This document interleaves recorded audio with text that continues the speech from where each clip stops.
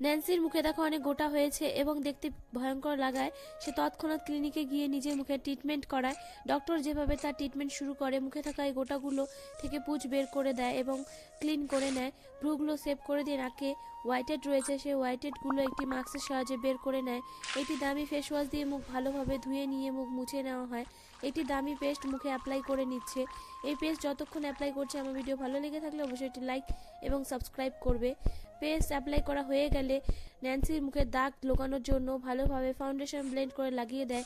এবার ন্যান্সিকে সুন্দর দেখানোর জন্য একটু মেকআপ করিয়ে দেয়। কম্প্যাক্ট পাউডার সেট করে নিয়ে আইশ্যাডো সুন্দরভাবে অ্যাপ্লাই করে দেয়। আইশ্যাডো অ্যাপ্লাই করা হয়ে গেলে আইলাইনার পরিয়ে দেওয়া হয়। আইল্যাশ ভালোভাবে লাগিয়ে দেওয়া হয়। আইব্রো সুন্দরভাবে সেট করে নেওয়া হয়। মাস্কারা অ্যাপ্লাই করে দেওয়া হয়।